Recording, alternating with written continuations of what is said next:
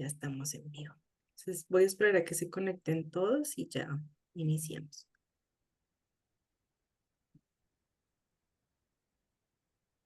Bueno, muy buenos días a todas las personas que se van conectando y nos van acompañando a esta última sesión de nuestro curso en redacción científica y publicación. Vamos a dar unos minutitos para que todos los participantes puedan ingresar a la sala y ya iniciamos. Muchas gracias a todos y a todas.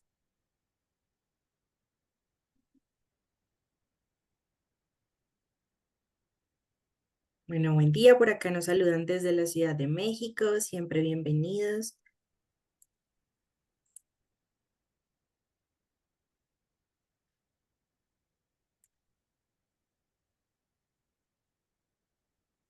También nos saludan desde Campeche, en México, Tampico, Tamaulipas. Muy buenos días, buen día a todos los que nos saludan también desde Brasil. Buen día, buenos días a todos los que nos van saludando, también desde Veracruz, Cancún, desde Sinaloa, Guanajuato, Cuernavaca, Morelos, Costa Rica, siempre bienvenidos desde Puebla.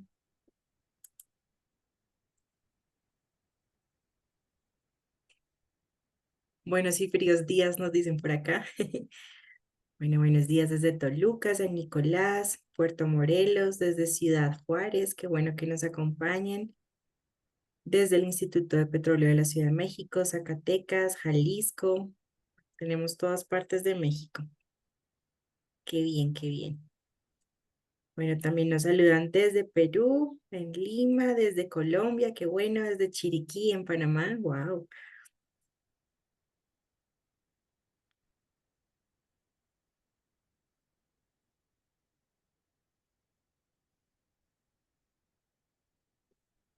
Rubén, ¿cómo pronuncias Xalapa? ¿Xalapa? Que Carla nos saluda desde Xalapa, Veracruz, ¿cómo se pronuncia? Jalapa, Alapa, ok.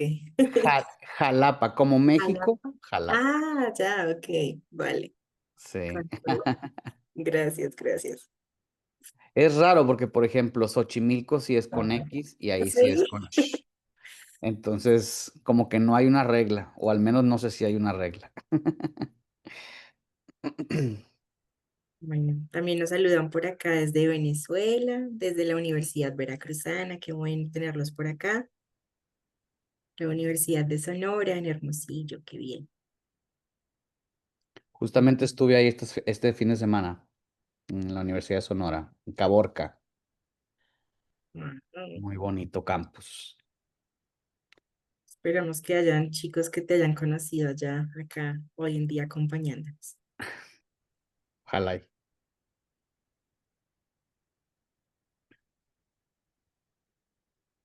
Bueno, yo creo que ya podemos dar inicio hoy a nuestra última sesión. Entonces, muy buenos días nuevamente para todas las personas que se conectan y nos acompañan a esta última sesión de nuestro curso en redacción científica y publicación en español, organizado por la American Chemical Society y su división de publicaciones ACS Publications. Nuevamente para mí es un honor estar acá. Mi nombre es Juliana García, soy científica para ACS en los países hispanos de Latinoamérica y recordarles que este curso se desarrolla en 4 clases, hoy ya es nuestra última clase, y tiene como propósito brindar herramientas y conocimientos clave para fortalecer sus habilidades de escritura científica, abordando temas fundamentales que van desde la selección de la revista adecuada hasta la correcta estructuración de un manuscrito. Como siempre, queremos agradecer de manera especial a nuestro conferencista, el doctor José Rubén Morones Ramírez, y también agradecerle a nuestras instituciones colaboradoras, la Universidad Autónoma de Nuevo León, su Centro de Investigación en Biotecnología y Nanotecnología y el Instituto de Innovación y Transferencia en Tecnología I2T2, cuyo compromiso con la educación y el desarrollo científico en la región ha sido fundamental para la realización de este curso.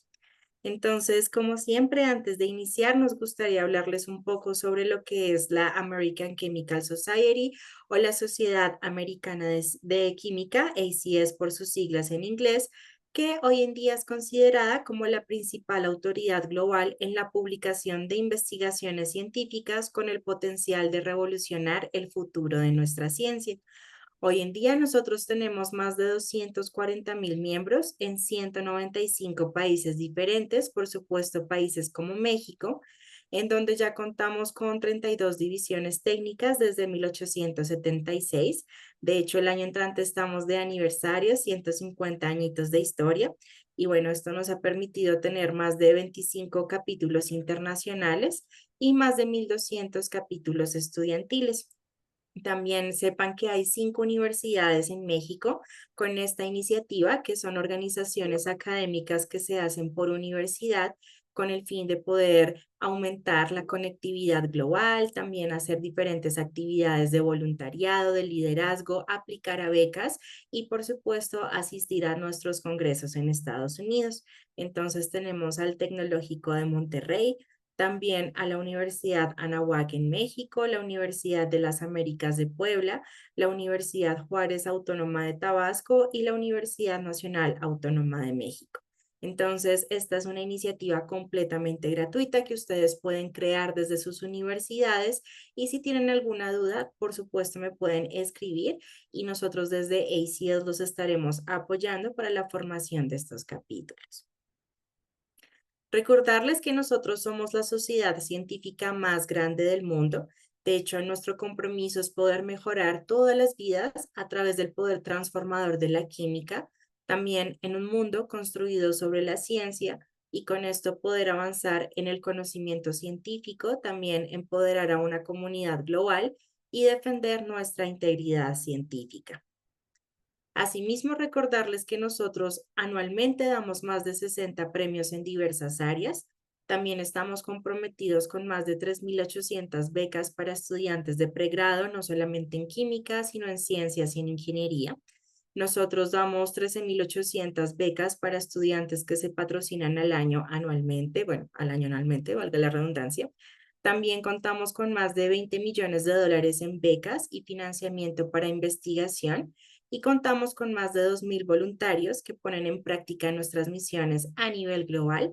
También pues nos enorgullece decirles que en México tenemos varios voluntarios que por supuesto se suman a la misión de ACS, logrando tener más becas para financiamiento en investigación y para los estudiantes.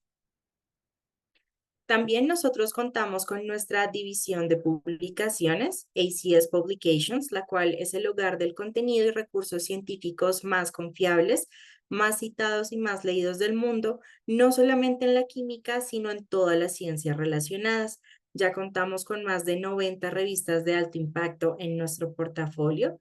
También publicamos 74.000 artículos al año, tenemos 2.2 millones de artículos en nuestra plataforma y a esto se le suman también más de 9.000 artículos por parte de premios Nobel de Química que ustedes pueden encontrar y descargar en nuestra página.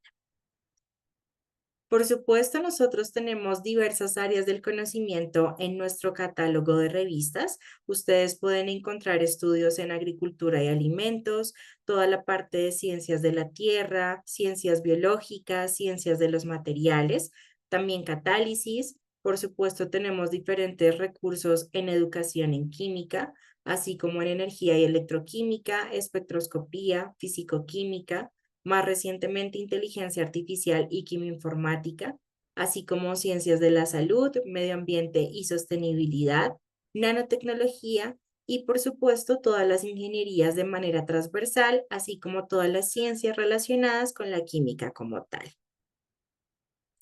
Recordarles que nuestras revistas siempre gozan de una gran calidad y privilegio. Ustedes pueden encontrar algunas de ellas como ACS Central Science, también está Accounts in Chemical Research, también está JACS, que es el Journal of the American Chemical Society, que es la revista más antigua de la sociedad y pues tiene un gran prestigio a nivel de química. De hecho, muchos premios Nobel han podido publicar en esta revista y pues ojalá que ustedes sean los próximos a seguir. También tenemos la revista Chemical Reviews, así como Environmental Science and Technology, ACS Catalysis. De hecho, pues tenemos la revista en donde el doctor Rubén es editor asociado, ACS ES&T Water. También tenemos la revista Analytical Chemistry, en donde ustedes pueden encontrar todas las publicaciones relacionadas con la química, las ciencias, la biotecnología y pues todas las áreas del conocimiento en las cuales ustedes quieran estar interesados. Bueno, antes de continuar, recordarles que tenemos nuestro segundo curso de comunicación y escritura científica que se lanza la siguiente semana, el 19 de noviembre, con 3 sesiones en donde hablaremos precisamente del proceso de publicación y estructuración de artículos científicos, también viendo cómo son esas buenas prácticas para la publicación científica empleando la inteligencia artificial. Entonces, los invitamos a que se conecten con nosotros. Es un curso completamente gratuito, online. También damos certificados de participación y acá se pueden registrar a partir de este código QR.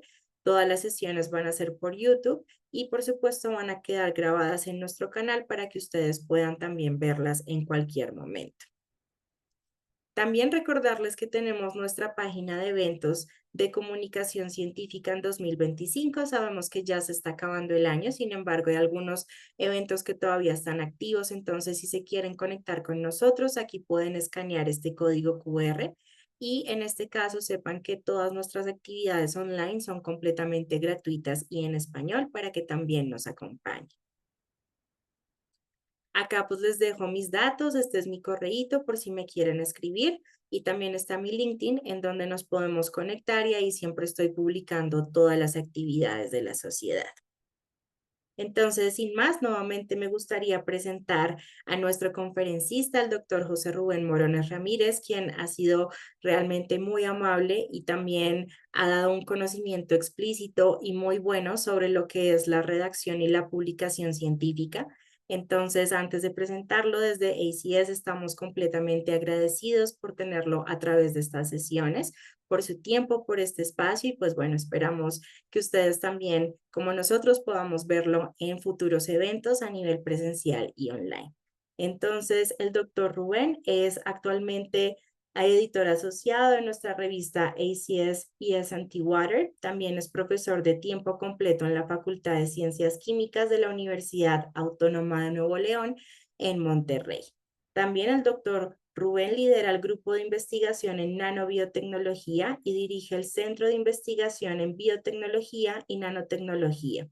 Obtuvo su doctorado en Ingeniería Química en the University of Texas en Austin y realizó estancias postdoctorales en el Howard Hughes Medical Institute, Boston University y en el Wyss Institute de Harvard University. Su investigación abarca la nanobiotecnología, biología sintética y bioingeniería, con aplicaciones que incluyen terapias antimicrobianas, materiales biosintéticos y soluciones para la sostenibilidad ambiental.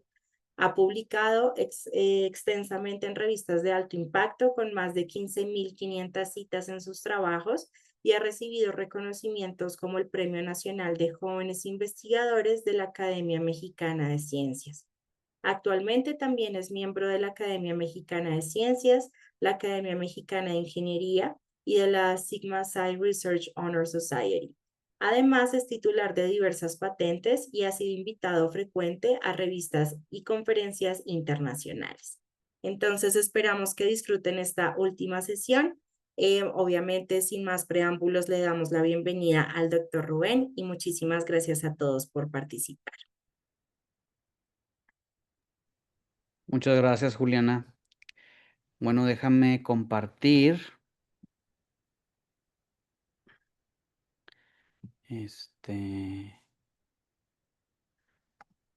Aquí.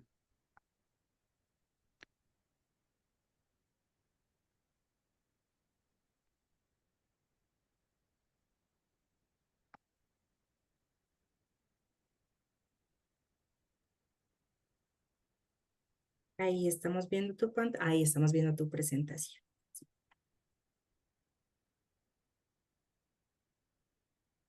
Pero,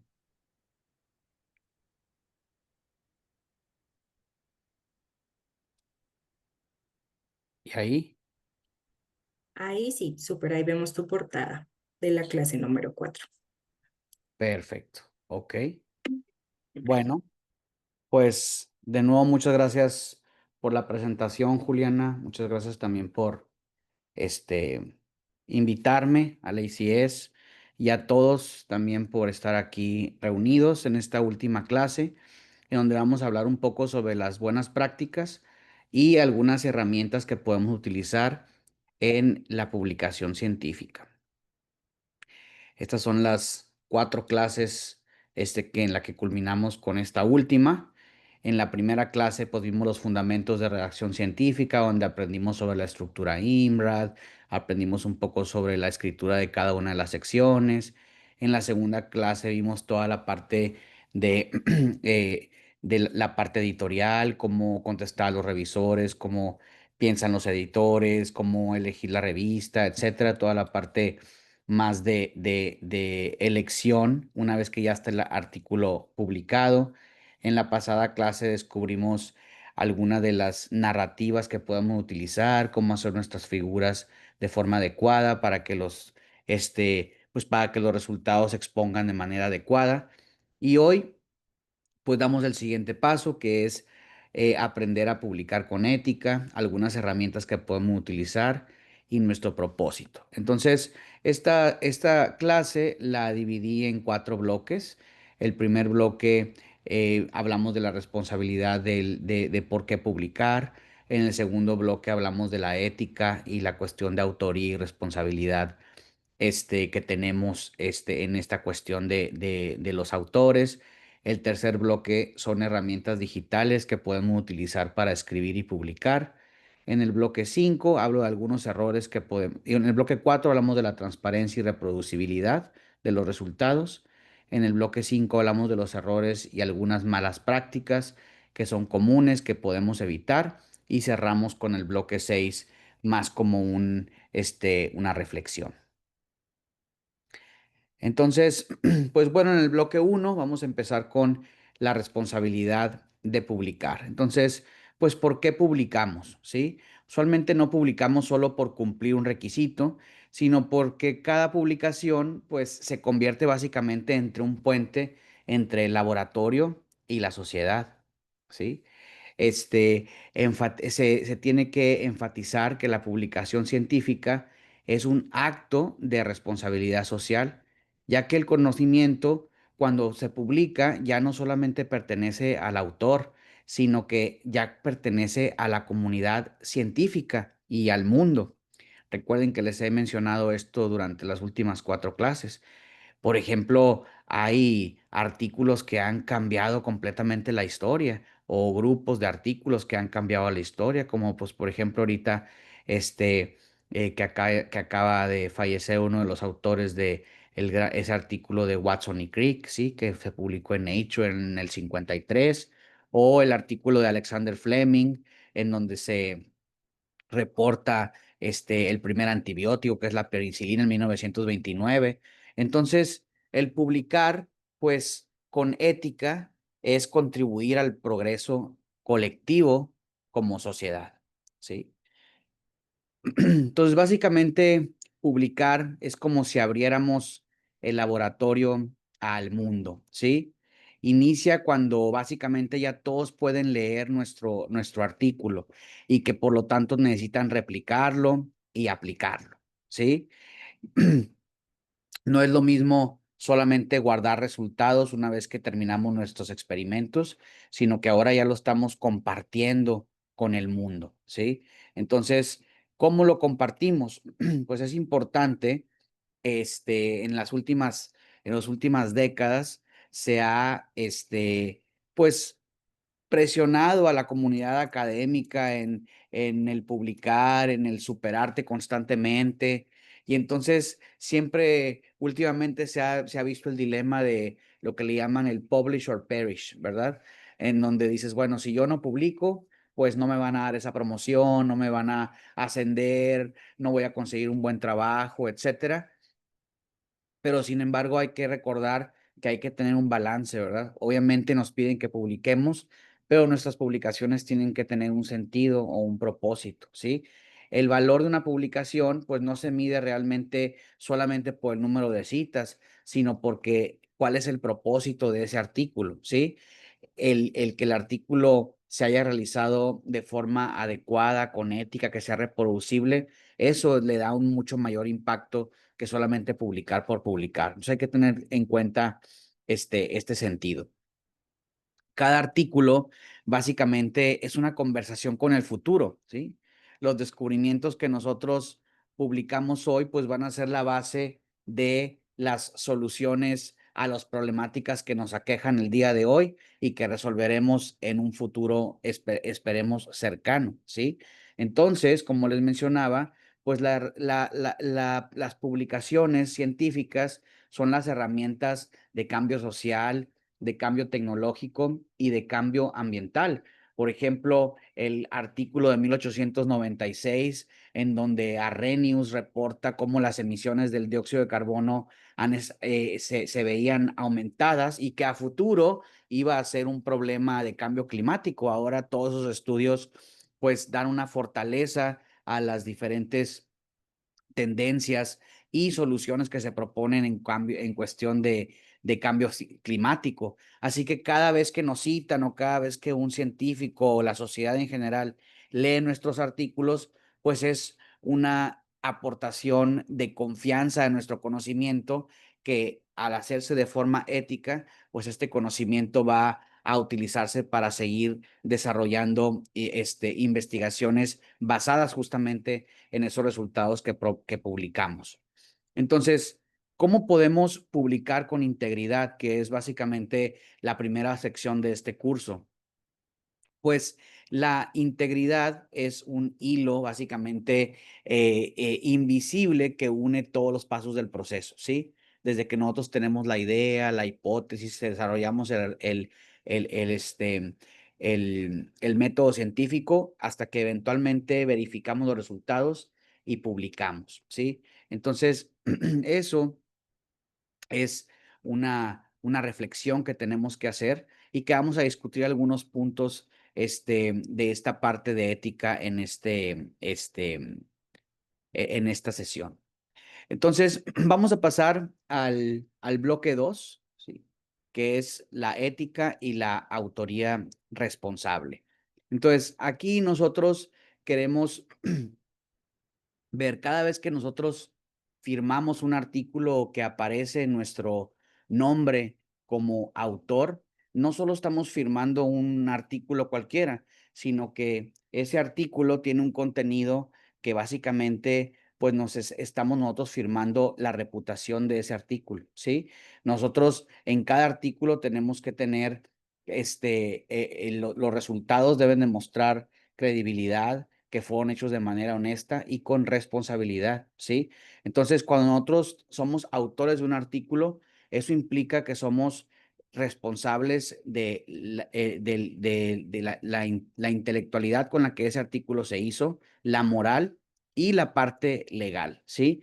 Entonces, cada firma de ese artículo representa pues la contribución que fue hecho de forma honesta y el compromiso con la verdad de los datos. Eso es muy importante.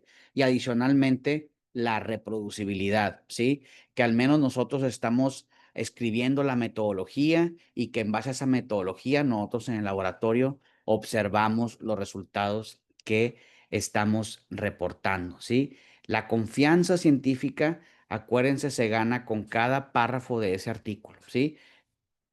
Y cada párrafo de ese artículo que escribimos, nosotros como autores somos responsables. Existen unos criterios internacionales en cuestión de la autoría que fueron desarrollados por International Committee of Medical Journal Editors, que es el ICMJE, ¿sí? Es importante que nosotros, cuando somos autores, hayamos cumplido con estos 4 criterios que establece esta regla, ¿sí? Aquí los 4 criterios es que se haya contribuido de forma sustancial a la concepción, diseño o interpretación de los datos, que hayamos contribuido a redactar y revisar críticamente el contenido intelectual, que hayamos aprobado la versión final de su publicación y a su vez que hayamos aceptado la responsabilidad de todos los aspectos del trabajo, ¿sí? Entonces, es importante que cuando nosotros somos autores de un artículo, hayamos contribuido o tengamos la responsabilidad de estas cuatro criterios internacionales, ¿sí? Y de hecho se han desarrollado algunas pues estrategias y algunas metodologías para que justamente en los artículos también muchas de las revistas ahora utilizan lo que le llaman el credit, que es el Contribution Role of Taxonomy, ¿sí? Que es una nueva forma de reconocer la autoría. Y básicamente hay 14 roles definidos, por ejemplo, conceptualización, metodología, software, validación, el análisis formal del artículo, la investigación, los recursos, curación de datos, redacción del borrador original y redacción de la revisión o la edición, la visualización, supervisión, administración del proyecto y financiamiento. Esas son las 14 formas de reconocer la autoría y entonces hay muchos artículos que ya al final del artículo justamente, pues ellos definen cada uno de los autores con cuáles de estos roles contribuyó, ¿sí? Entonces, el orden de autores, pues nos da a nosotros, es importante que muchas veces nosotros pensamos en que el orden de autores no tiene un sentido y realmente sí lo tiene. El orden refleja cuál fue tu contribución, no un verdadero como poder, o una jerarquía, ¿sí? Sino que es un orden en el que pues nos da una idea de qué es lo que cada uno de los autores hizo. Por ejemplo, el primer autor usualmente bueno, el primer autor, pues es el que ejecutó el estudio principal, ¿verdad? Después los coautores, pues son autores que contribuyeron a alguno de los roles credit, ¿sí? Después tenemos el autor correspondiente, que básicamente usualmente es el jefe de laboratorio, porque una vez que se tienen algunas preguntas con respecto al artículo, pues es el que es el responsable del contenido y la comunicación del mismo, de que se comuniquen con la persona, con este autor, para, pues, si se tiene alguna duda o se tiene alguna pregunta o si se quiere hacer algo posterior a la publicación del mismo. Y usualmente el último autor, pues, es el líder del proyecto o supervisor del proyecto, usualmente lo que le llaman el PI. Entonces, claro, hay algunas áreas del conocimiento, por ejemplo, en física, que la tendencia es que en física usualmente se publica los artículos en orden alfabético, ¿verdad? Por ejemplo, en biomedicina se hacen por contribución, pero en general se quiere estandarizar que en las áreas este sea más o menos el rol del orden de los autores. Entonces, cuando nosotros publicamos, algo que es importante señalar es la transparencia en los conflictos de interés. Muchas veces esta es una sección que nosotros pues pasamos de largo, pero realmente siempre tenemos que declarar si hay un conflicto de interés en los resultados que los autores o alguno de los autores tenga al publicar este artículo, ¿sí? Por ejemplo, podemos tener algún conflicto de interés financiero, ¿sí? Por ejemplo, si nuestro proyecto de investigación fue financiado por una empresa que justamente está fabricando el producto evaluado, no es que esté mal, solamente que hay que declararlo. ¿Por qué? Porque pues es un posible conflicto de interés, ¿sí? O por ejemplo, si estamos participando en una patente relacionada con el trabajo, también es un conflicto de interés, es un conflicto de interés un poco más académico, ¿sí? O, por ejemplo, ya puede haber conflictos de interés personales, si hay algunos vínculos personales o rivalidades con algún sector académico. Todo eso hay que declararlo, ¿sí? Y de hecho existe también cuando estamos nosotros declarando el conflicto de interés, dentro de esto puede caber también un poco dentro de las autorías. Hay dos tipos de autorías que pues son no éticas, por ejemplo, las autorías que le llaman autorías invitadas y las autorías que le llaman autorías fantasma, ¿sí?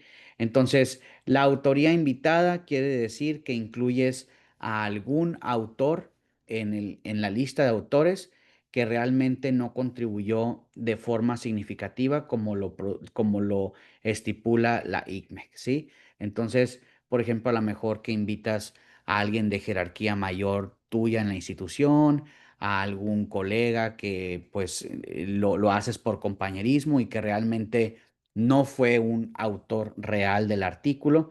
Entonces, eso le llamamos autorías invitadas y eso no es ético. Y la otra, que es lo inverso, que son las autorías fantasmas. En ese caso es cuando tienes a un colaborador que contribuyó de forma significativa y que no lo incluyes, ¿sí? O que lo excluyes de la lista de autores. Entonces, ambos de estos son faltas éticas, lo cual tenemos nosotros que, pues, tener en mente y no caer en este tipo de procedimientos. Ahora, algo importante con respecto a la ética y la publicación también está en la integridad del texto y los datos, ¿sí? El plagio, pues bueno, puede haber una temática de un par de, inclusive charlas completas sobre el plagio, pero siempre hay que tomar en cuenta que no solo el plagio incluye el uso no atribuido de texto, imágenes o ideas, sino que también hay que acordarnos que el autoplagio también es una forma no ética cuando lo incluimos en la publicación. Esto es cuando nosotros reutilizamos párrafos o secciones amplias de artículos previos y que los volvemos a integrar a un artículo posterior. Eso también es considerado autoplagio y no es ético. Acuérdense que siempre cuando estamos escribiendo artículos hay que reparafrasear las ideas, ponerlas realmente en contexto y podemos, de hecho, citar nuestros propios artículos o citar los artículos de alguien más cuando hacemos este tipo de sustento de algunas de las secciones del artículo. De hecho, hay una guía, ¿sí? Que le llaman de ética, que es el Publication Ethics de la COPE, ¿sí? Pues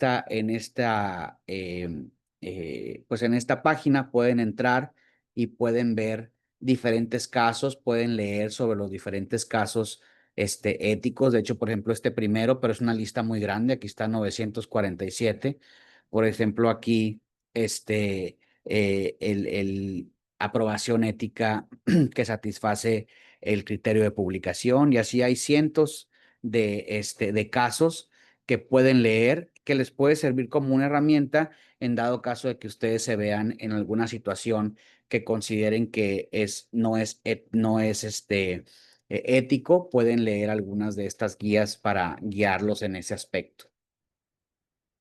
Ahora, algo que a veces no pensamos o que se nos hace que puede que puede ser algo malo, es cuando nosotros retractamos algún artículo o algo que nosotros reportamos y que no necesariamente no necesariamente lo hicimos con ese propósito, sino que a lo mejor nos dimos cuenta de que una sección o algún experimento que reportamos a lo mejor no lo reportamos de forma adecuada o nos dimos cuenta que nos equivocamos. Entonces, la retracción también es algo que podemos recurrir y que es ético. Sí, acuérdense que la ciencia siempre es perfeccionable, siempre es corregible y bueno, este, puede ser que nos equivocamos en algún momento y podemos retractar alguno de nuestros artículos. Sí, hay algunas revistas justamente que ahora nos permiten publicar correcciones abiertas y de forma transparente. Que en nuestros artículos podemos decir, oye, me equivoqué en esto, ahora esto es lo que encontré que es verdadero, etcétera. Entonces, acuérdense que reconocer errores también mantiene la integridad del autor y de la literatura que existe actualmente, este, pues, como conjunto de resultados científicos que podemos utilizar. De hecho, ustedes pueden ver aquí en esta página, se llama Retraction Watch, ¿sí? Esto ha sido, de hecho, bastante útil en los últimos años, en donde podemos nosotros ver si algún artículo fue retractado o si hay algún problema con algún artículo, ¿sí?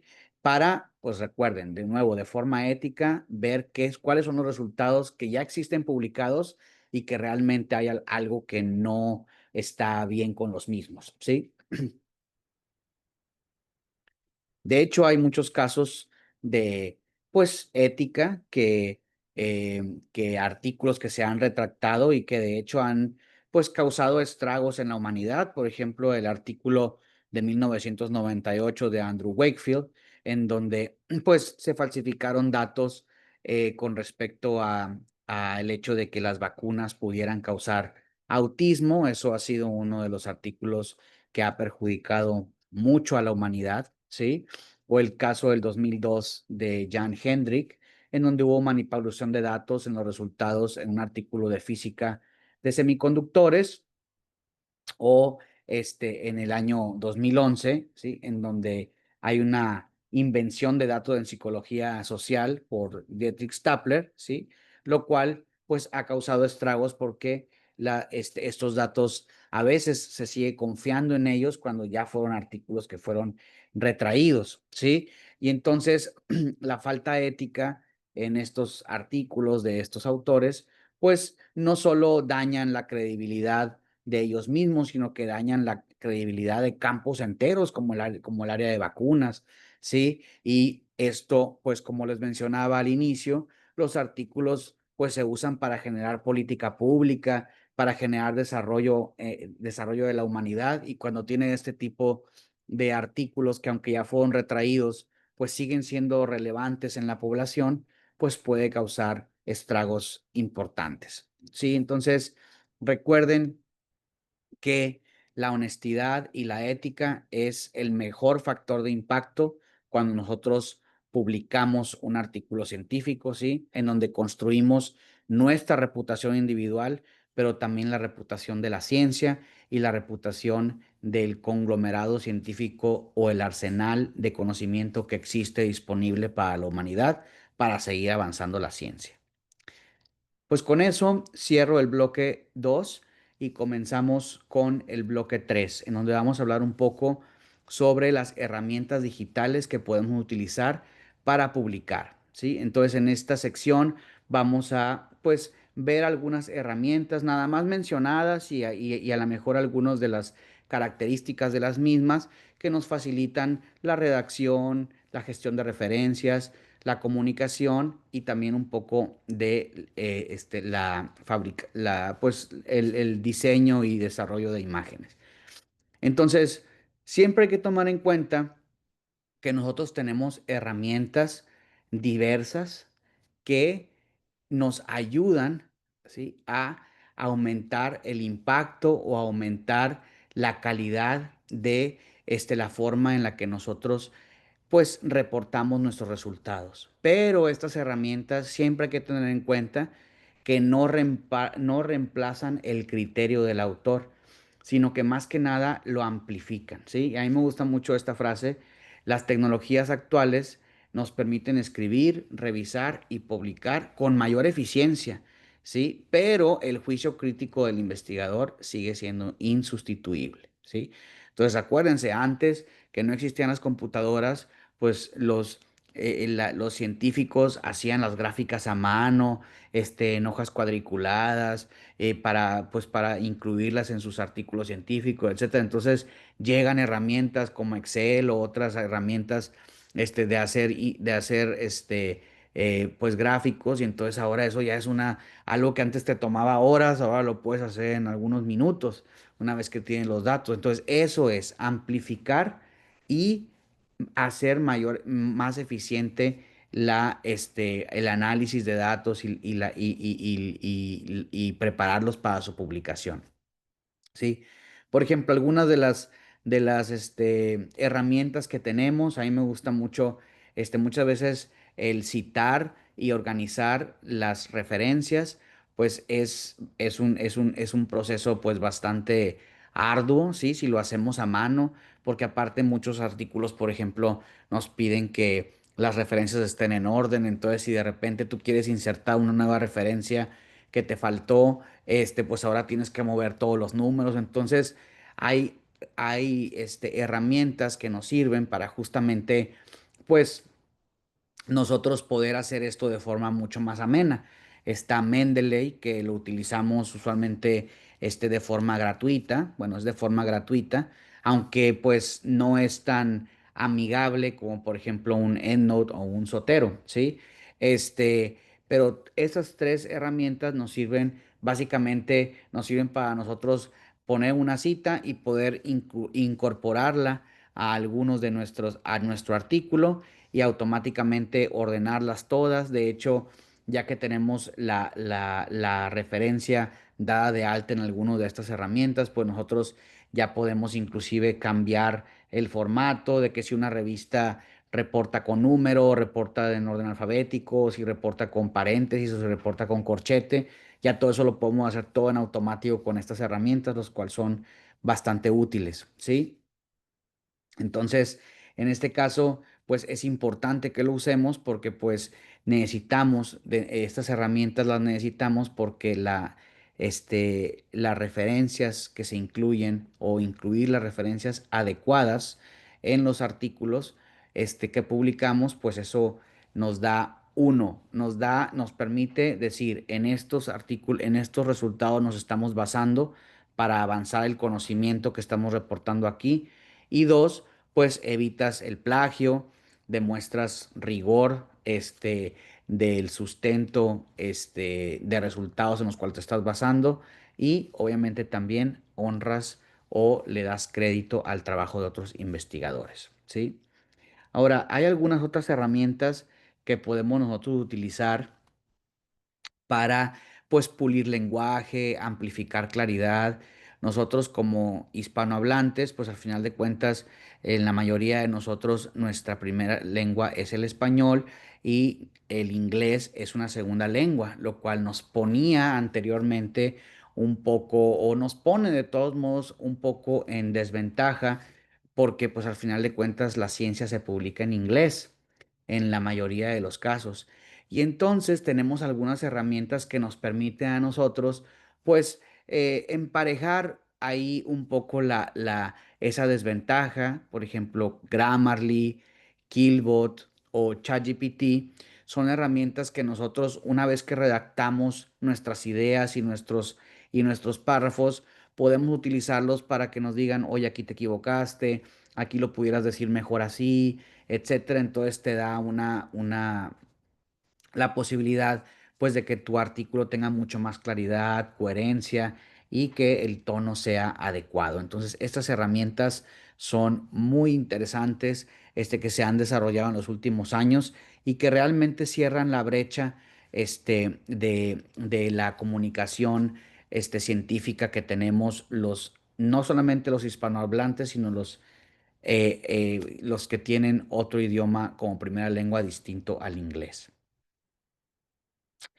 Entonces, también podemos hacer uso de diferentes herramientas. A mí me gustan muchas de estas herramientas para, pues, generar nuestras figuras. Acuérdense que en la clase pasada les dije que las figuras eran una de las componentes más importantes, porque al final de cuentas todos nosotros somos muy visuales, ¿sí? Entonces, cuando nosotros vemos un artículo, pues básicamente podemos decir que las figuras es como la primera impresión, ¿sí? Que te da de cómo va a estar el artículo, de si vas a tener una comprensión clara, ¿sí? Si tienes una buena visualización, pues comunicas, de forma, pues mucho más, amplia, algo que a lo mejor te tardarías varios minutos en leer en varios párrafos, a lo mejor con una buena imagen puedes hacerlo de forma mucho más clara y rápida. Entonces, algunos de los herramientas que podemos utilizar son, por ejemplo, estos son de paga, BioRender, Canva, GraphPad y Prism. Usualmente son herramientas que podemos bajar. Muchos de estos tienen versiones gratuitas que podemos utilizar y nos permite a nosotros pues hacer figuras visualmente mucho más interesantes y con mucha más claridad y profundidad en el conocimiento que queremos transmitir.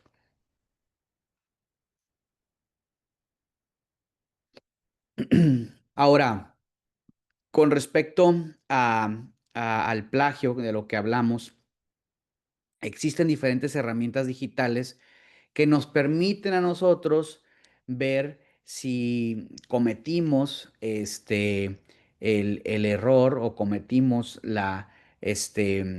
pues copiamos algún párrafo que provenía de alguna otra parte, Muchas veces a lo mejor pegas muchos párrafos de diferentes referencias, a veces yo lo hago así, pego los párrafos de diferentes referencias donde viene lo que quiero decir y luego ya lo lees y lo parafraseas y dices, oye, este dijo eso, este dijo esto otro, etcétera, basado en esto y así.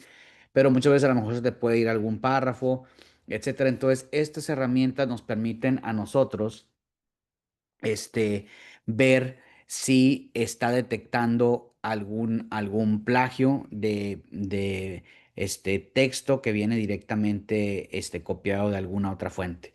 Está Authenticate, Turnitin y Crosscheck.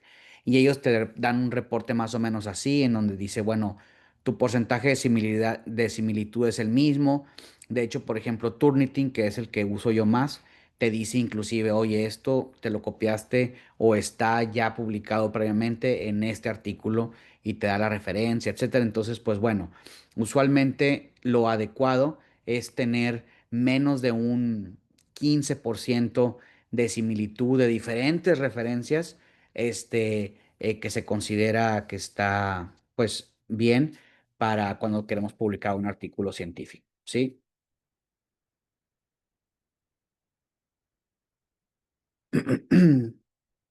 Em, ¿Dónde podemos publicar? También es una decisión científica y también hay herramientas que nos permiten hacerlo. Hay muchas herramientas de diferentes editoriales que, por ejemplo, que las podemos encontrar dentro de las editoriales. Por ejemplo, ACS, bueno, no sé si ACS todavía tenga o lo estén cambiando, pero tenía ACS. En esta ocasión no lo pude encontrar, pero yo lo usaba mucho, el ACS Journal Finder que le llaman en donde tú ponías tu Ah, abstract y luego te podía decir, oye, esta revista puede ser adecuada para ti, Elsevier, eh, Wiley, tienen herramientas similares o inclusive hay herramientas que hay en línea que lo hacen así entre diferentes editoriales. Les pones tu abstract, tu título y te pueden dar algunas sugerencias. Claro que acuérdense, lo vimos en la clase 2, siempre son herramientas que nos dan cierta guía, pero acuérdense que tenemos que tomar en consideración pues el contenido de las publicaciones, sea el scope de la revista adecuado, etcétera, ¿sí? Pero nos sirven como guía, perdóname, Rubén, yo te interrumpo. Sí, el ¿sí? ACS Journal Finder está en remodelación por los 150 años de ACS, pero esperamos que en su próxima versión ya venga mejorado y reestructurado. Pero sí, Sí, porque probablemente era una muy buena, es una muy buena herramienta, ¿sí? sí, esperemos ya el año entrante tenerla de vuelta. Pero gracias por tu tip. Y se llama igual, ¿no? Se llama ACS Journal Finder, se va a Sí, llamar igual. tal cual. Muy bien. Y hay otras herramientas que podemos utilizar, por ejemplo, Shimago es una base de datos que nos permite a nosotros medir, bueno, aunque mencionamos en la clase 2 que no es lo único, ¿verdad? Pero pues es una herramienta que nos permite saber de varias editoriales, pues cuáles son en qué cuartil está la revista, sí, cuál es el factor de impacto, la relevancia, etcétera. Entonces lo podemos utilizar también, recuerden, como herramienta para ayudarnos a elegir qué revista en qué revista queremos publicar, que esperemos que en la mayoría de los casos sea una revista de ACS, ¿sí? Hay otras herramientas también que nos ayudan con respecto a la autoría y nuestra firma digital en la ciencia, ¿sí? Ser visible, acuérdense que pues no nada más es vanidad, sino que también es una responsabilidad como autores. Entonces, ORCID es una herramienta digital que nos permite a nosotros, es como una huella digital, es como nuestra huella digital como autor. Entonces tú te das de alta en orcid.org, pones ahí tus datos y entonces, por ejemplo, muchas veces nosotros cometemos errores o cometemos cambios donde a lo mejor durante el doctorado pusimos algún nombre como autor y nos pasa a nosotros también mucho los latinos que tenemos dos apellidos. Entonces, cuando empiezas en el doctorado, si lo haces en el extranjero, allá nada más a lo mejor tienen un apellido. Entonces, por ejemplo, mi caso fue yo en mis artículos del doctorado a veces me ponían José Morones, a veces Rubén Morones, a veces Rubén Morones Ramírez, este, y entonces cuando ya haces un compendio de tus artículos, muchas veces no apareces, o no jala las diferentes este, páginas como, no sé, Scopus, JCR, etcétera, no lo jala porque no te identifica. Entonces, lo que puedes hacer tú con el ORCID es que es un número en donde tú le dices, yo aparezco como José Morones, como José Rubén Morones, como Rubén Morones Ramírez, entonces ya eso te engloba todo y ya lo hace con un número. Y entonces ahora pues tú puedes, ya eso hace que tus publicaciones sean trazables.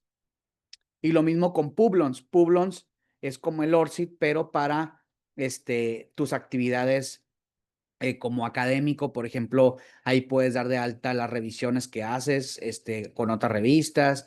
Si tienes alguna actividad editorial, ahí lo puedes seguir. Y entonces en Publons ya está todo el compendio ahí de tus actividades. Entonces son herramientas muy importantes, ¿sí?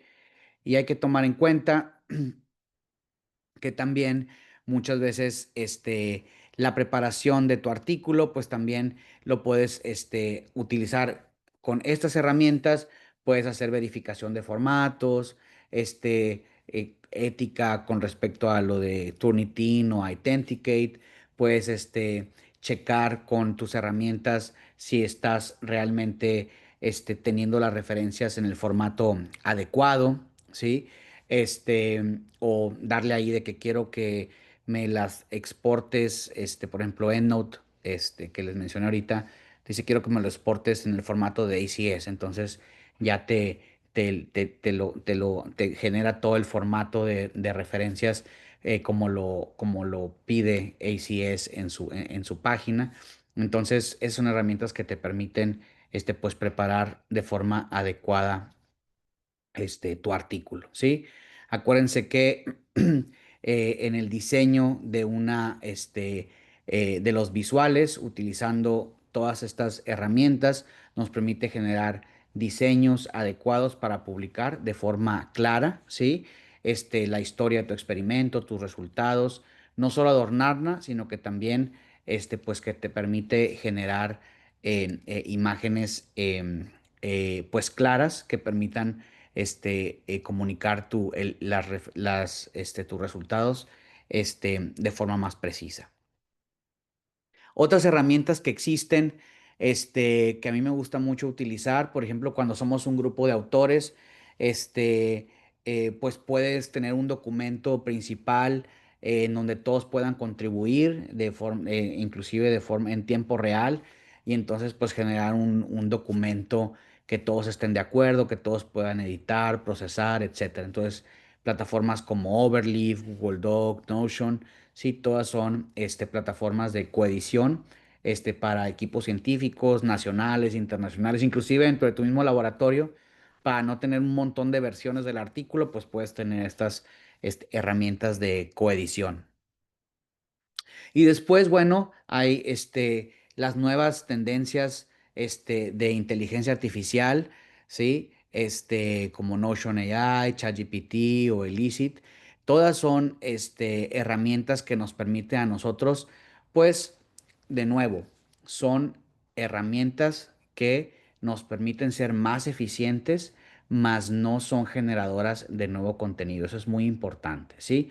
Nos permiten organizar tareas, a lo mejor hacer algún resumen de la literatura, generar algún esquema, este, pero nunca sustituir el rol del autor y la creatividad del ser humano, ¿sí? La inteligencia artificial es una aliada, ¿sí? Y no es una amenaza a la publicación científica, ¿sí? Porque al final de cuentas, la inteligencia artificial no busca reemplazar al científico, sino que busca ampliar su pensamiento, ¿sí? Eso es muy importante que lo tengamos en cuenta. Muchas veces hay preguntas sobre inteligencia artificial. Entonces, la idea es como si fuera, es como el ejemplo que les doy de cuando antes hacíamos las gráficas a mano y que ahora sale Excel y ahora nos hace la imagen, la gráfica mucho más simple. La inteligencia artificial es lo mismo, ¿sí? Si antes te permitía a ti, te tomaba mucho tiempo darle formato a tu párrafo, organizar tu idea, pues la inteligencia artificial te ayuda a hacerlo, más sin embargo sigue siendo una creatividad, un contenido propio, ¿sí? Nada más escrito de forma más clara.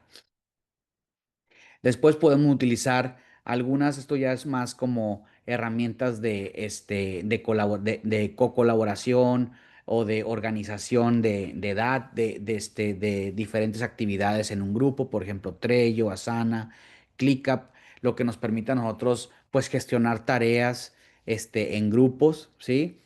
Y también nos permite a nosotros llevar un proceso. Acuérdense que los mencioné en la clase 2, el proceso de publicación.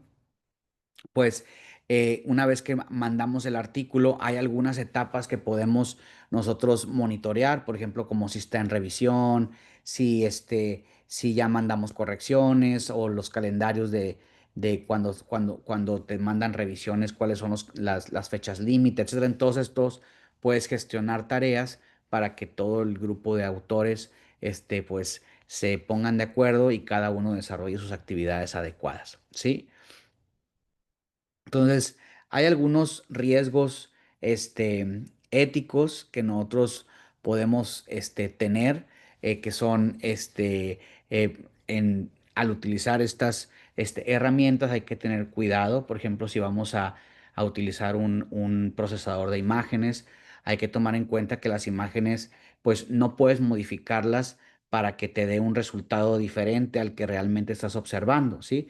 Ahí ya sería una fabricación de datos, ¿sí? O si citas de forma falsa o generar secciones completas de algún artículo con inteligencia artificial sin verificar que el contenido sea adecuado y que sea de una propuesta tuya, de tu autoría, o que en muchas revistas nos dicen que si utilizamos inteligencia artificial tenemos que declararlo, entonces el no declararlo pues también es algo no ético. Entonces es importante que estas herramientas, recuerden, son una extensión de nuestras habilidades, mas no sustituyen nunca la aportación del autor. De hecho, con respecto a la inteligencia artificial, pues podemos ver algunas, por ejemplo, ACS siempre debes de declarar si utilizaste la inteligencia artificial o si la utilizaste para supervisar algunos de la escritura del artículo. Por ejemplo, la revista Nature prohíbe la autoría utilizando inteligencia artificial. El Sevier te pide que solo utilice inteligencia artificial como revisión, pues como una revisión, ¿verdad? De tus textos. Entonces, las políticas, aunque pues varían un poquito, en general, la columna vertebral de la misma es que la inteligencia artificial no puede sustituir el conocimiento que como autor tú debes de proveer al publicar tu artículo científico, ¿sí? O el análisis. Se puede decir que una forma también de verlo es que la inteligencia artificial debe de aparecer en los acknowledgements, no debe de ser un autor, ¿sí? O sea, hace decir, oye, gracias a esta inteligencia artificial por ayudarme a darle claridad a algún párrafo o por ayudarme a analizar todos estos datos a gran escala, sí, utilizando esta metodología, pero no es un autor del artículo. Sí, cuando ya se convierte en un autor, ahí sí hay un problema. Y pues la consideración es que la inteligencia artificial puede mejorar la ciencia, pero a veces no debemos, digo, nunca vamos a olvidar la parte humana de la misma, ¿sí? La inteligencia artificial, acuérdense, es como si fuera una herramienta que nos ayuda a ser mejores en la comunicación y en el análisis de datos. Finalmente, llegamos al bloque 3, ¿sí? Que es un bloque en donde hablamos un poco igual bloque 4, perdón, sobre la transparencia y la reproducibilidad de nuestros datos. Eh, y hablaremos un poco sobre el Open Access, sobre la compartición de datos, sobre el desarrollo de metodologías, y la publicación de las mismas en preprints. Entonces, acuérdense que la tecnología, pues es la pluma moderna del científico, ¿sí? Entonces, nosotros utilizamos mucha tecnología para comunicar los resultados que obtenemos en el laboratorio, ¿sí? Pero el propósito permanece. La ciencia que se comunica debe tener el rigor adecuado, hacerlo con ética y que sea creativo y reproducible.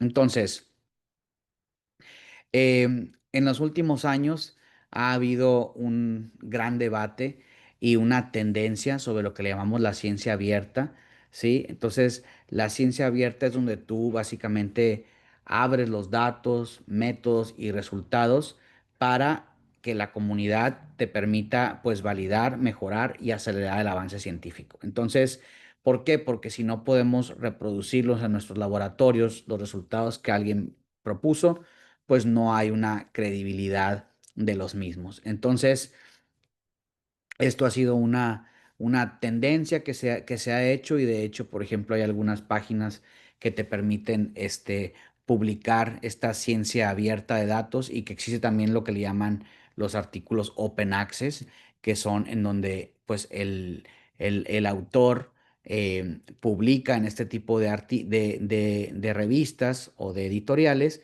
y que tus resultados están abiertos al público. No necesitas pagar una suscripción a la revista para tener acceso a esos resultados. Recuerden que siempre que publicamos algún resultado o algún artículo que contiene resultados, los datos deben de seguir los principios FAIR, que es findable, accessible, interoperable y reusable, ¿sí? Entonces, todos estos datos deben de poderse encontrar, entenderse y usarse para que sean datos que tengan las características de un artículo científico, ¿sí? De hecho, pueden ir aquí a esta página que se llama GoFair y ahí hablan sobre este tipo de datos, sobre cómo deben de ser los datos en la investigación científica, sí, que es una estándar internacional. Ahora, hay repositorios que garantizan los datos, cómo están los datos, que tus datos sean accesibles, ¿sí? Repositorios que tienen un DOI, que son acceso abierto, algunos códigos o los que le llaman los suplementos que son parte de los artículos. Entonces, todos esos datos los puedes compartir para que tu ciencia esté accesible al público y que a su vez también sustente los resultados que se publican. Abrir el acceso al Open Access, pues hay diferentes modelos de publicación en las editoriales. Por ejemplo, muchas editoriales ya son pues le llaman el Gold Open Access porque usualmente son por suscripción, pero si tú quieres que los autores no tengan esa suscripción, entonces pagas lo que le llaman el Gold Open Access para que dentro de esa revista de suscripción los lectores tengan acceso a la misma porque tú ya pagaste esos gastos de publicación, ¿sí? Hay otros que son híbridos que te permiten publicar, ya sea tú eliges por suscripción, en donde tú no pagas, paga el lector, o por Open Access, en donde paga el autor y el lector no paga, ¿sí? Y pues depende de las licencias, depende de la licencia con la que se publique, pues eso define los derechos de utilización. Si eres Open Access, pues puedes reutilizar como autor los datos, pero si no es Open Access, los datos pues pertenecen a la editorial.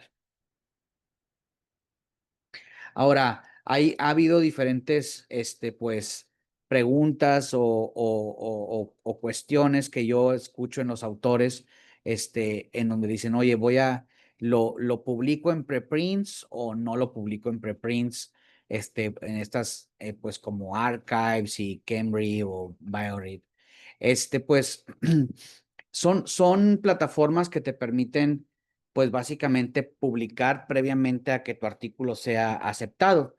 En estas, yo lo que recomiendo usualmente es si es algo así de suma, importancia, por ejemplo, cuando estaban las carreras pues la carrera científica, por ejemplo, del COVID, que todo el tiempo se estaban descubriendo nuevas cosas, entonces, pues lo publicaban en estos archivos previos para decir, oye, yo lo hice primero, ¿verdad? O yo lo hice de esta manera, no nos vamos a tardar 6, 7, 8 meses, un año en que salga, sino que ya hicimos esto, que les sirva a los demás y que pues como lo hicimos ahorita como les mencioné ahorita con la ciencia abierta, pues que otras personas puedan utilizar esas metodologías o esas, esos resultados para pues abonar dentro de sus laboratorios y que sea mucho más rápido, ¿sí?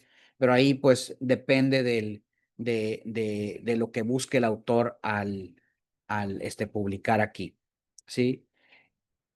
Recuerden que los registros previos pues garantizan prioridad y transparencia, ¿sí? Si yo ya publiqué esto en los archivos y mi metodología fue adecuada, hice los resultados de forma, y publiqué de forma ética, con todos los principios de honestidad, etcétera, pues bueno, eso garantiza que pues tú como autor lo hiciste primero, y por lo tanto pues tienes prioridad en la publicación y transparencia, ¿sí?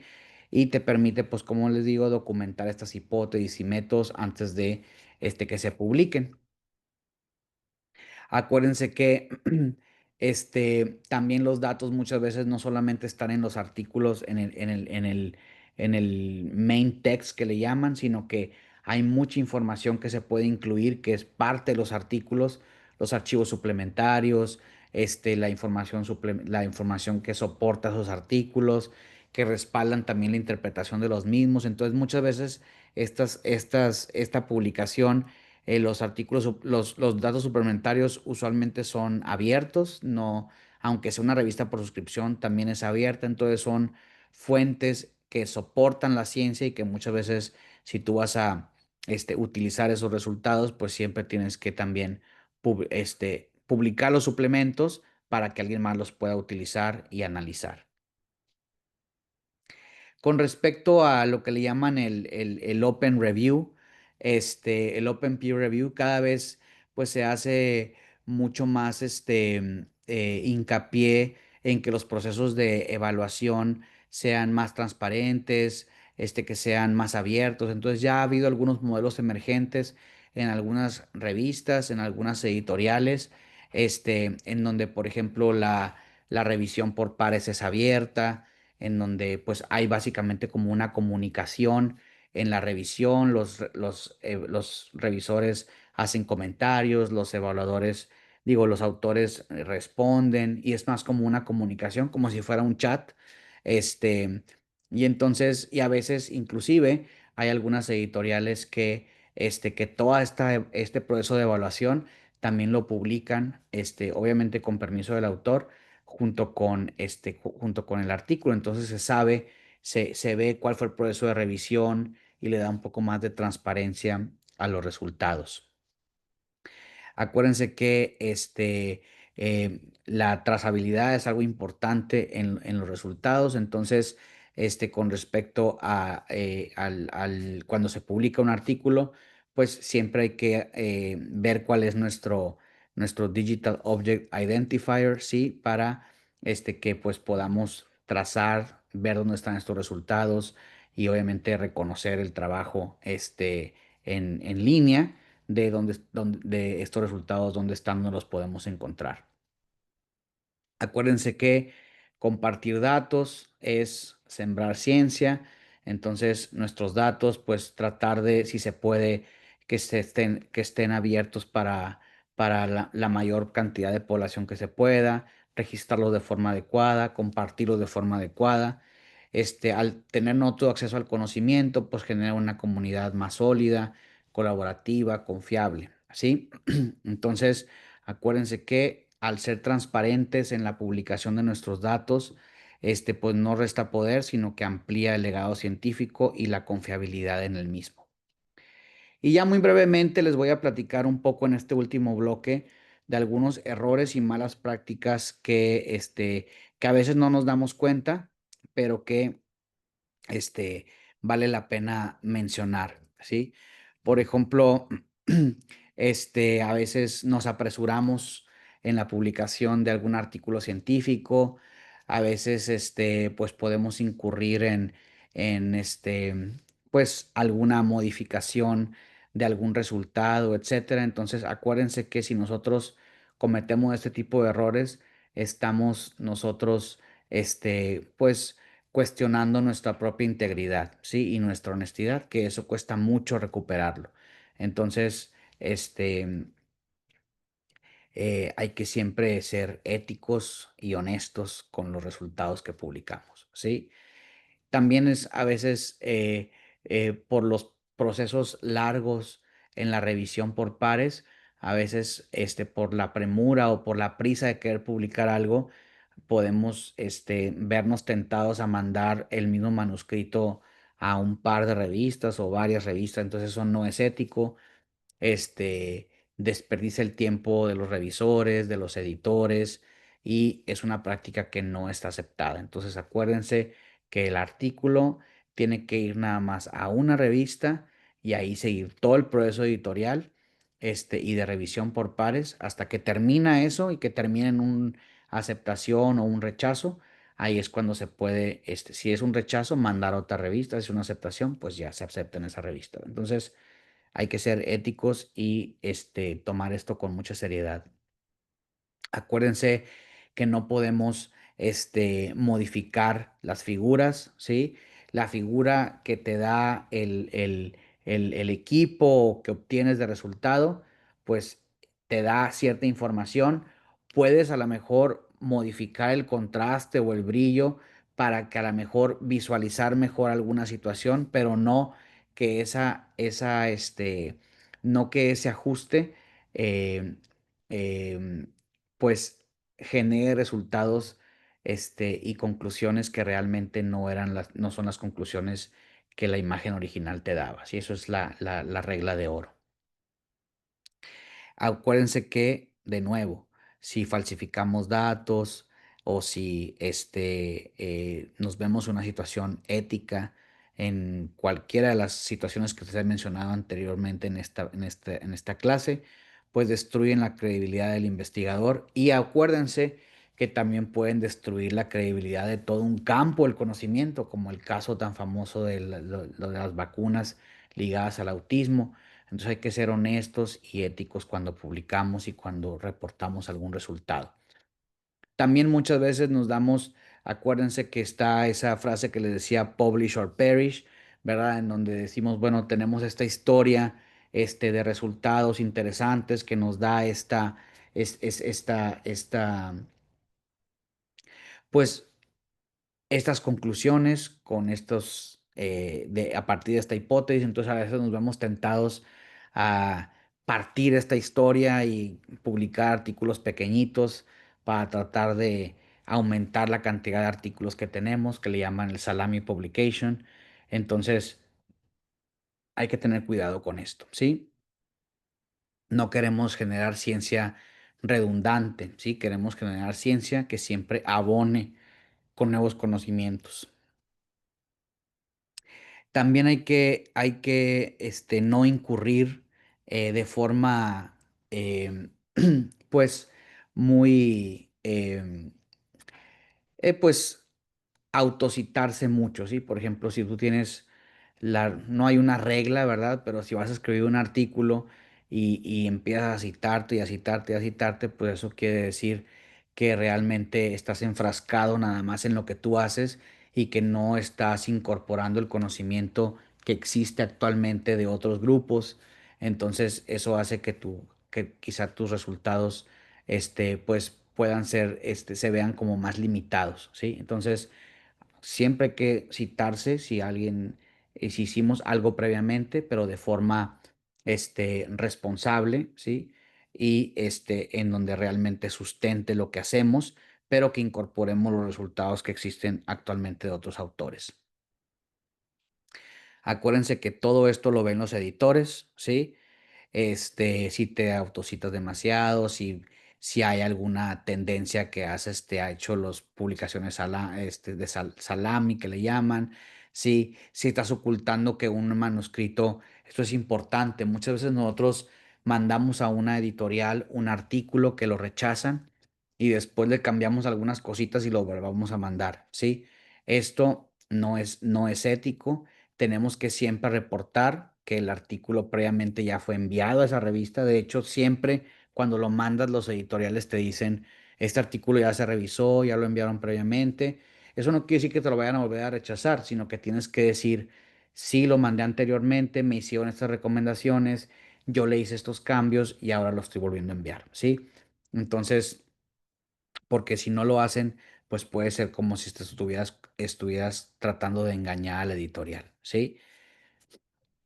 Acuérdense, bueno, eso lo vimos anteriormente en las clases, los estudios siempre siempre tienen que tener una coherencia, sí, que la hipótesis esté ligada a la metodología, a los resultados y a la discusión, ¿sí? Entonces, cuando no coinciden, pues también eso, pues compromete la interpretación científica. Acuérdense también que hay que tomar de forma profesional, ética y de forma constructiva cuando nosotros nos revisan nuestro artículo, ¿sí? La revisión pues hace que tu artículo cada vez sea mejor. Entonces es una oportunidad para mejorar y clarificar tus resultados y que tengan un mayor impacto al final que sean publicados, ¿sí?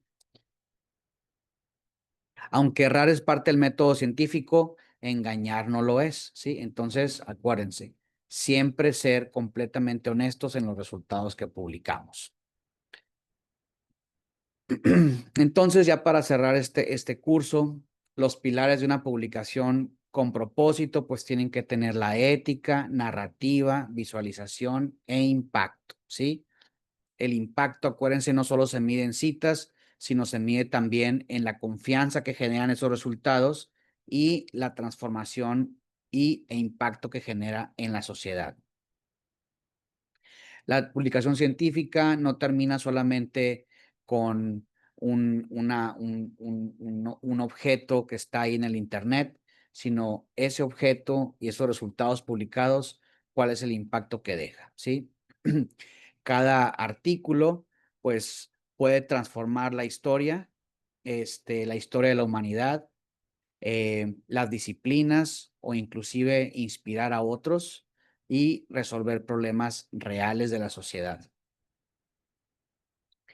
Sigan escribiendo, ciencia que inspire, que transforme y que trascienda.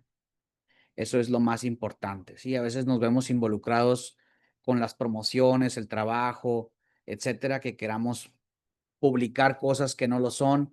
Traten siempre de escribir historias bonitas, de las cuales ustedes estén orgullosos, ¿sí? De las cuales ustedes puedan platicar y que tengan sentido y que siempre puedan transmitir el propósito de los datos y resultados que ustedes están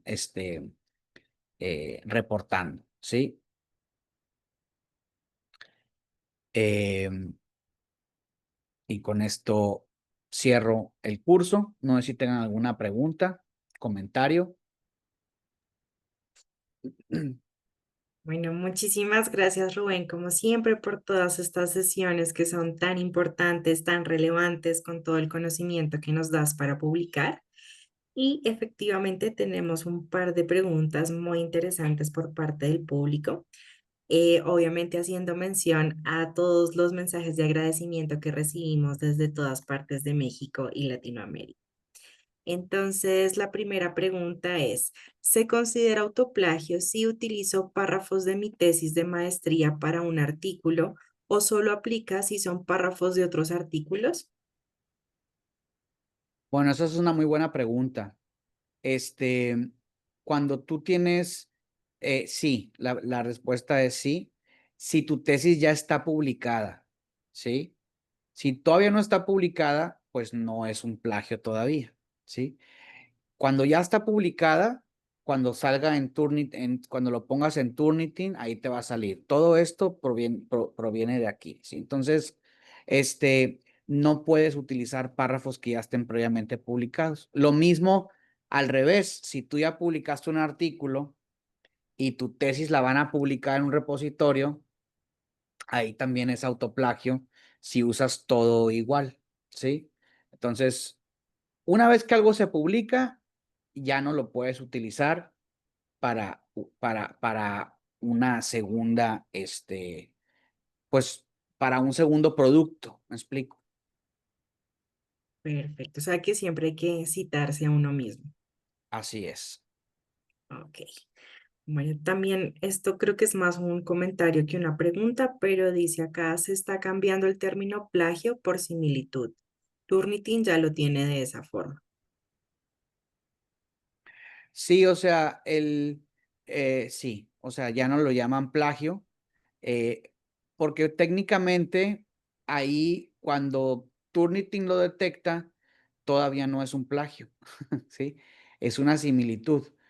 Plagio es cuando ya lo publicaste, ¿sí? Cuando ya lo publicaste, entonces ya es un plagio. Ahorita es, oye, todo esto pues, es similar a esto, a esto otro. Entonces, por eso, bueno, en alguna charla que fui, que hablan ahí de Turnitin, sí, mencionan ahí que te genera un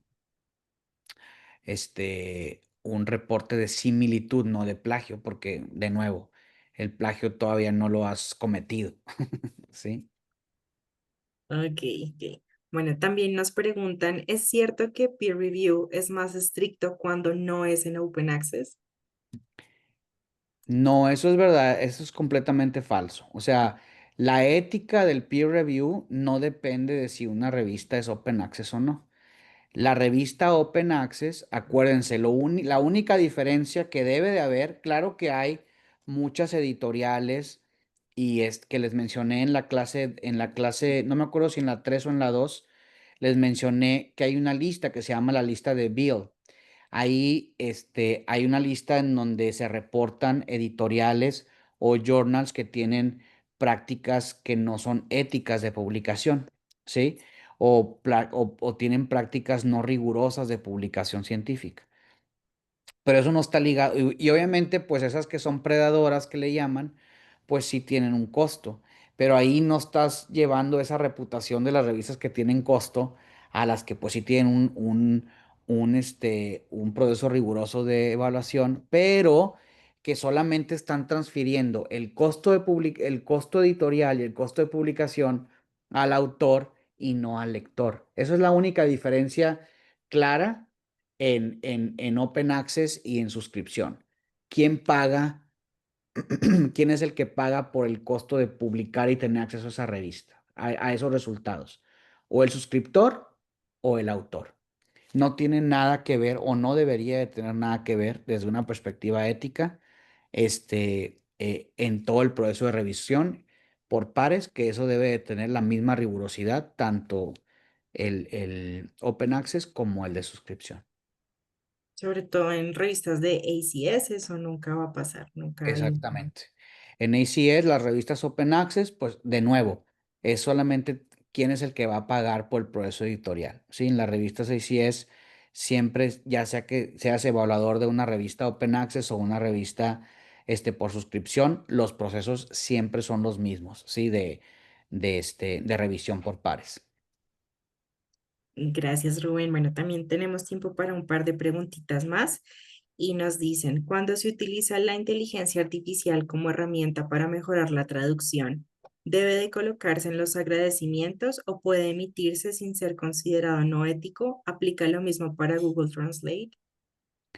Sí, no es necesario poner en los agradecimientos a la IA. Yo creo que ahí lo que quise transmitir es más que nada, si o sea, cuando agradeces a alguien, cuando te ayuda con algo, no es realmente un autor que analizó y que hizo experimentos y que escribió parte del artículo, sí, sino que es un agradecimiento, o sea, es como el rol de la IA, más que tengas que poner los agradecimientos. Perdona ahí si fue confuso.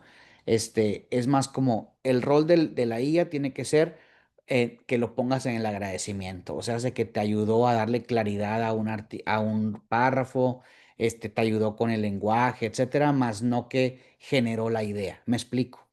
Este, pero cuando usas inteligencia artificial, inclusive para lenguaje y todo, sí es importante que lo reportes cuando subes el artículo. Si la editorial te dice, se ha utilizado inteligencia artificial, para eh, editar o como herramienta de lenguaje, ahí sí tienes que declarar que sí, sí utilizaste. Pero no en sí en el artículo. Al menos que la editorial te pida que hagas un disclaimer, ¿verdad? A lo mejor ya hay algunas, no me ha tocado. En ACS no es así. En ACS, de hecho, hay una cajita nada más que dice utilizar inteligencia artificial y ya nada más le pones ahí sí o no y ya. Perfecto, ok. Bueno, también nos preguntan cuál es el estilo de publicación más utilizado en la comunidad científica mexicana, la que paga el autor o la que paga el suscriptor. Pues ahí tendríamos que ver un análisis, y también depende de las instituciones. Hay instituciones que, es claro que cuando publicas en Open Access, obviamente, bueno, no obviamente, pero en general puede ser mucho más leído el artículo, porque pues cualquiera que lo quiera ver, lo va a poder leer. Muchas veces, ¿a cuánto nos ha tocado, especialmente en Latinoamérica, que queremos leer un artículo para sustentar alguno de nuestros resultados o discusión y no podemos leer el artículo porque no tenemos la suscripción? Entonces, quizás si podemos nada más sacarlo del abstract, ahí que digamos, pues si dice eso ahí textual en el abstract y si lo puedo utilizar, pues a lo mejor sí lo citas, pero en general nosotros pues no lo pudiéramos citar porque no tenemos acceso a todo el contenido. Entonces, pues definitivamente los artículos que no son open access, pues tienden a ser, en general, ¿verdad? Habrá excepciones, tienden a ser menos citados y menos leídos, porque pues no todos tienen suscripción. Entonces, de hecho, por ejemplo, en Europa, algunos grants de Estados Unidos ya están forzando a los autores a que publiquen open access, ¿sí? Y obviamente, pues tienen acceso a financiamiento para el mismo. Entonces, yo creo que en México, al no tener, al menos en mi institución, que tenemos fondos muy pequeños para publicar Open Access, yo creo que pues publicamos más en artículos de donde no tenemos que pagar, ¿verdad? Pero esa es una percepción mía. Hay que hacer el análisis. Bueno, justo hablando del análisis, estoy compartiendo pantalla porque este fue una de las presentaciones que hicimos en el Congreso de la Sociedad de Química de México hace poquito, como hace 15 días, como un mes creo. Y mostramos esta gráfica que están viendo en pantalla en donde desde Creo el que no año... lo estás mostrando, Juliana. Ok, espérame, entonces vuelvo a compartir pantalla. Ya dejé de compartir yo. Ok, gracias. Bueno, no sé si ahí ya pueden ver mi pantalla. Sí. Bueno, entonces este es un gráfico que presentamos en el Congreso porque desde el año 2023 ha habido una tendencia en Latinoamérica por publicar más en acceso abierto que por suscripción y también la tendencia se refleja en México. Entonces, esto es solamente para los artículos publicados en las revistas de ACS, pero quiero que vean que efectivamente año a año, pues cada vez los investigadores mexicanos y latinos se interesan por publicar en acceso abierto precisamente por lo que tú mencionabas, Rubén, sobre la visibilidad y el impacto que puede llegar a tener. Entonces, es bastante agradable ver que así como el mundo va en una tendencia de publicar en acceso abierto, pues Latinoamérica también va a pesar de los pocos recursos. Muchas gracias, Juliana, por el dato. Ahí está la respuesta. Perfecto. Bueno, y nos queda tiempo para una última pregunta porque ya se nos está acabando esta conferencia y el curso, pero nos dicen, ¿cómo influye el cuartil de la revista escogida en el impacto que pueda tener nuestra investigación y cuáles son los criterios que se usan para decir que una revista es Q1, Q2, Q3 o Q4? Bueno, muy buena pregunta. Y eso lo pueden ver más a fondo en la clase 2, en la clase de cómo seleccionar tu revista, ¿sí? En la sección que vimos. Pero así a grandes rasgos, acuérdense que el cuartil lo define el factor de impacto, ¿sí? O sea, por ejemplo, si tú ordenas todas las revistas y puede ser un cuartil general o puede ser un cuartil por especialidad. Por ejemplo, si tú dices, todas estas revistas las voy a incluir, y ya depende también, por ejemplo, Shimago pone todas las revistas incluyendo Scopus. Web of Science utiliza todas las revistas en JCR nada más, que son menos revistas. Entonces, lo que hace básicamente es que ordenas todas las revistas por factor de impacto, por número, y luego haces cuatro cortes. El primer cuarto de todas las revistas, son 2000 revistas, vamos a decir, las primeras 500 son cuartil uno ordenadas en factor de impacto. Las segundas 500, del 501 al 1000, son cuartil 2 y ahí sucesivamente. Entonces, eso te dice, es un ordenamiento en factor de impacto.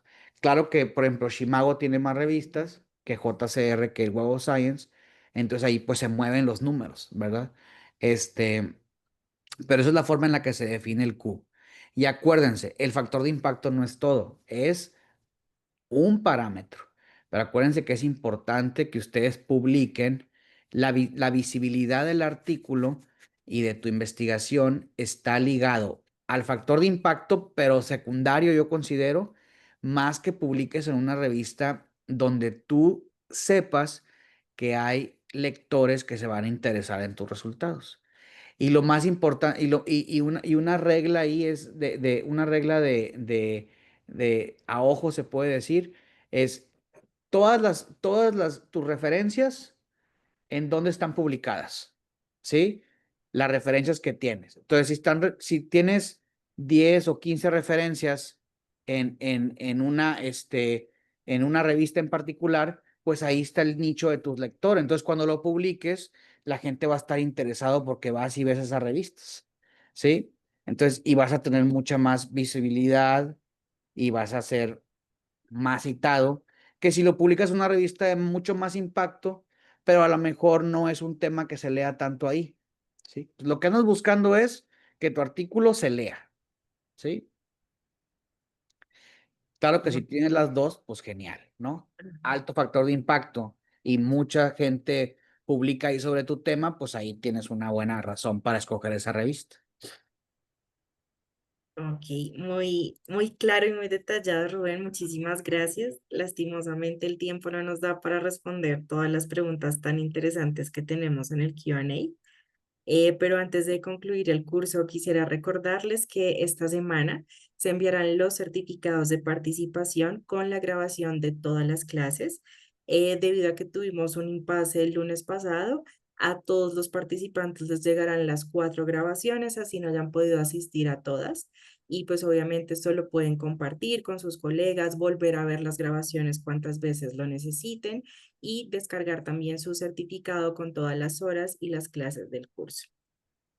No sé, Rubén, si tienes alguna palabra final para el curso, igual desde ACS estamos realmente muy agradecidos y muy complacidos de haberte tenido a lo largo de estas 4 sesiones y por supuesto esperamos tenerte pronto en futuros eventos. Claro que sí, muchas gracias a todos por asistir, por hacer sus preguntas, este, y por poner atención a lo largo de estas 4 clases. Para mí fue un placer, y claro, cuando me vuelvan a invitar, ahí estaré. De todos modos, si tienen alguna pregunta, ahí creo que compartí mis datos, este, y pueden preguntarme sin problema. Perfecto, sí, Y manden nosotros. sus artículos a ACS y a ACS Anti-Water, sí, los que trabajen en el área de ambiental, de agua, mándenos sus artículos, los recibiremos con mucho gusto. Muchas gracias, Rubén. Claro que sí, todos los científicos bienvenidos a publicar con nosotros en las revistas de la mayor calidad científica. Entonces, Así eh, es. nos vemos pronto y cualquier duda o pregunta, sepan que estamos disponibles desde ACS también. Así sea que quieran también comunicarse con el doctor Rubén. Entonces, a todos muchas gracias y nos vemos pronto en otros eventos. Hasta luego. Wow, el chat está lleno de muchos comentarios. Bueno, feliz día para todos, que estén muy bien. Gracias, Juliana. Hasta luego. A ti, muchas gracias.